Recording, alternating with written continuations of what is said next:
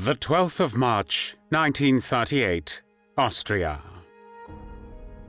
German troops move across the Austrian border without resistance, and by morning, armored columns are moving through the streets of Vienna, greeted by cheering crowds throwing flowers. Swastikas appear on buildings overnight, and the independent Austria ceases to exist, absorbed into the German Reich in what Adolf Hitler and Nazi propaganda calls the Anschluss. Austrian Jews are forced to scrub pavements on their knees. While crowds watch and laugh, political opponents are arrested within hours, and soon the concentration camp Mauthausen is created for the opponents of Nazi Germany. The Catholic Church, which had shaped Austrian public life for centuries, faces a moment of irreversible choice: silence, resistance, or accommodation. The most powerful churchman in the country, the Archbishop of Vienna and Cardinal of the Roman Catholic Church, chooses accommodation.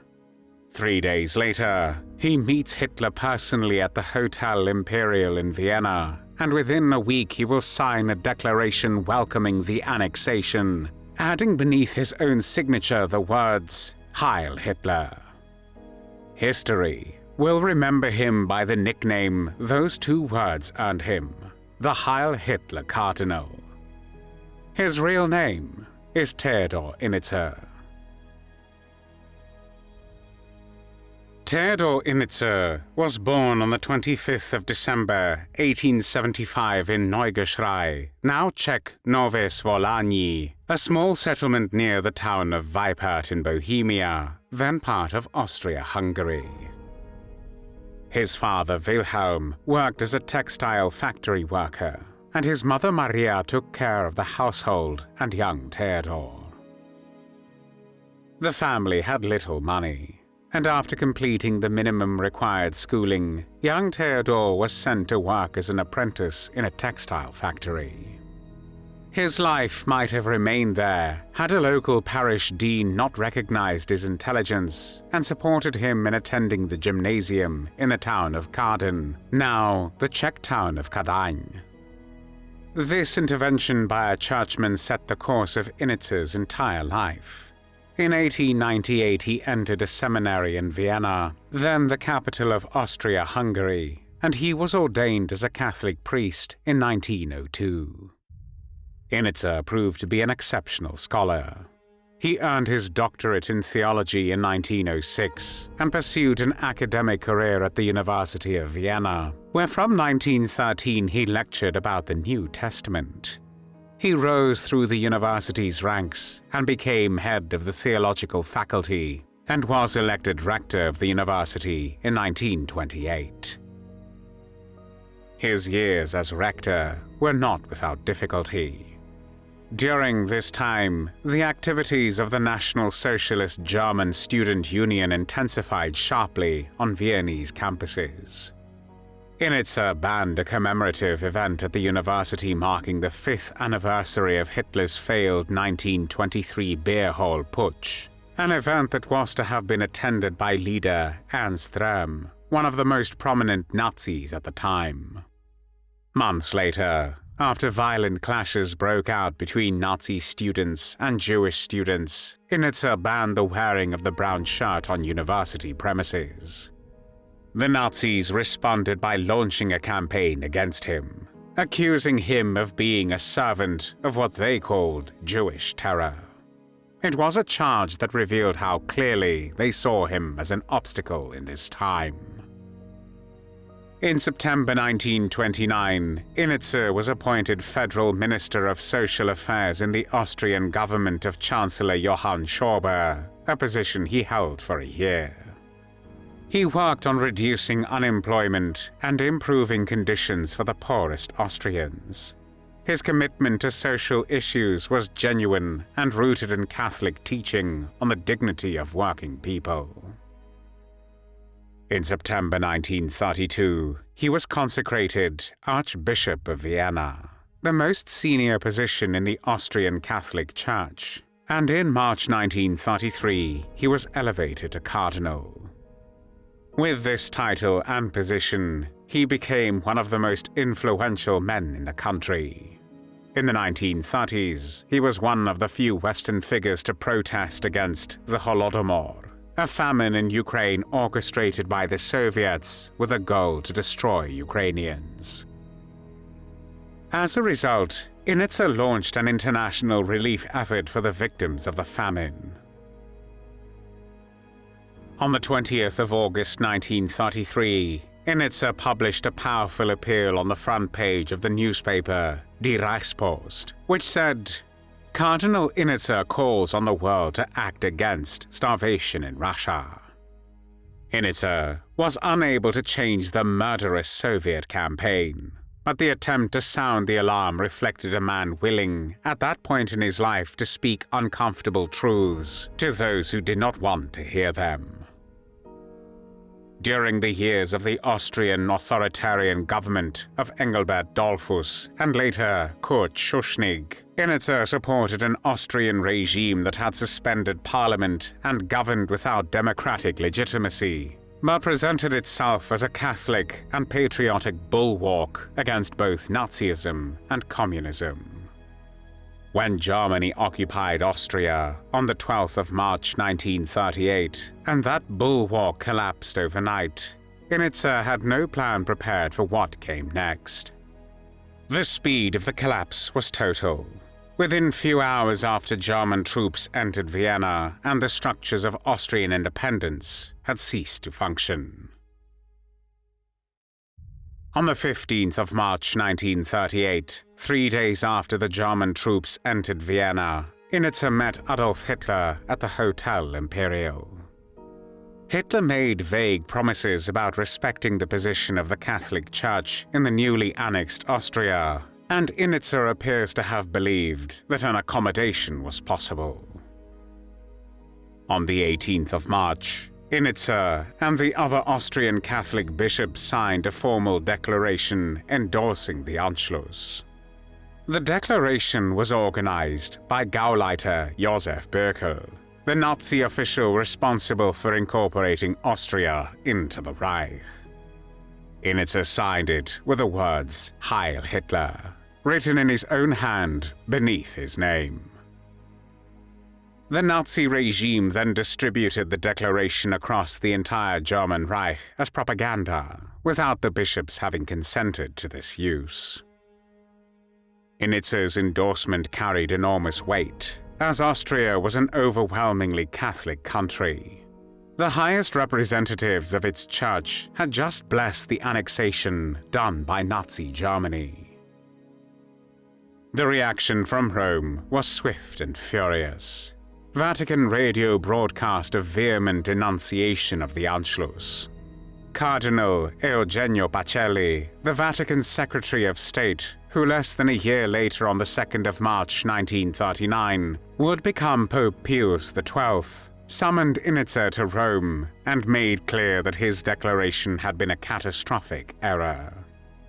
Pacelli had been outraged by the statement.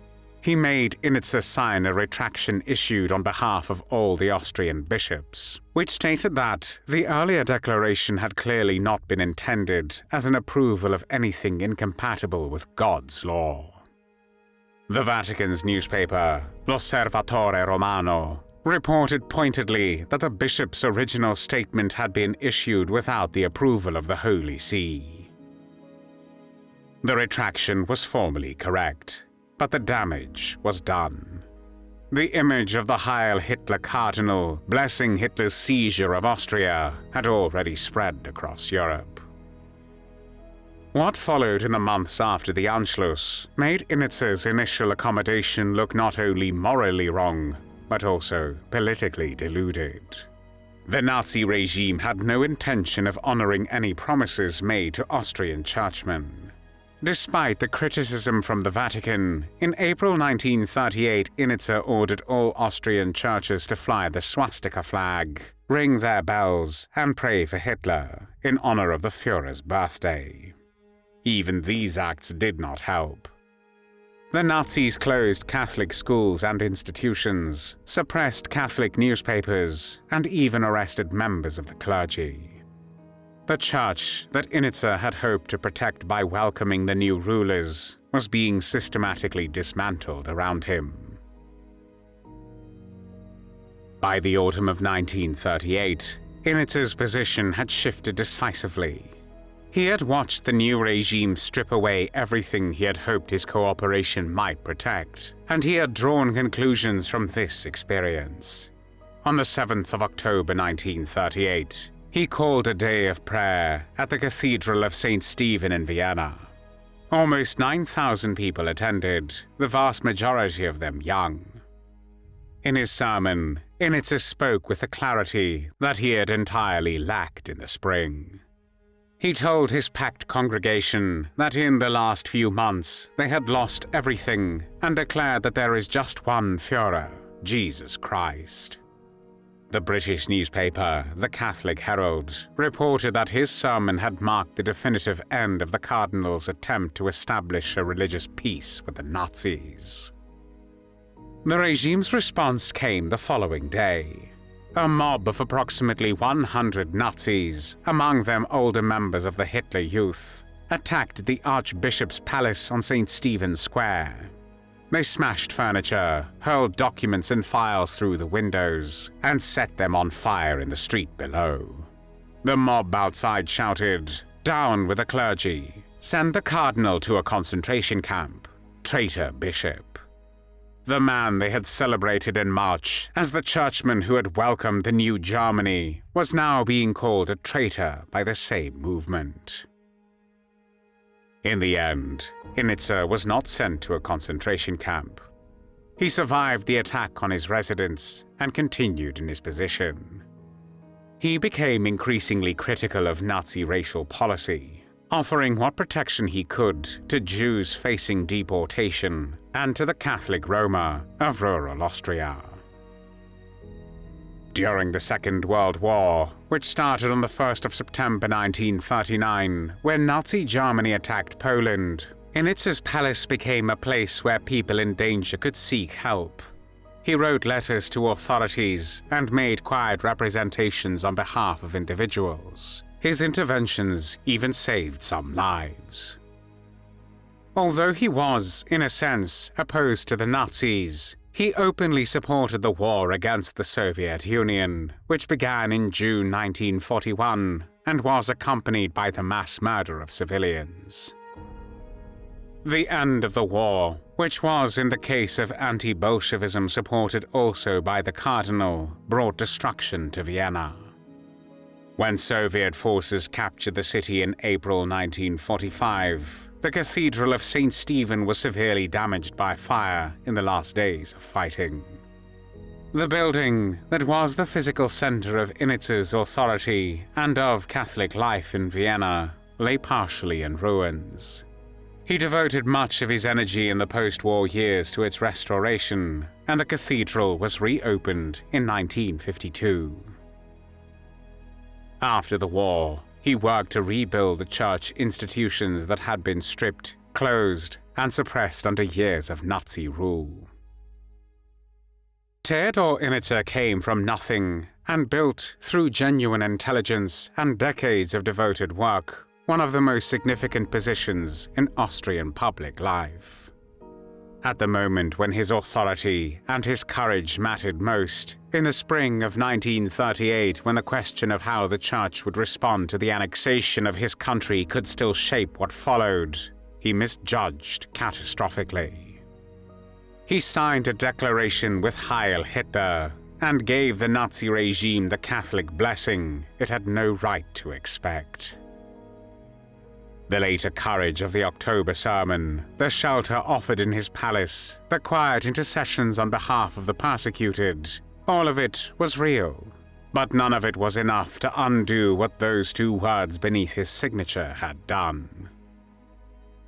The Heil Hitler Cardinal died on the 9th of October 1955 in his own bed. He was 79 years old. Thanks for watching the World History channel. Be sure to like and subscribe, and click the bell notification icon so you don't miss our next episodes. We thank you, and we'll see you next time on the channel.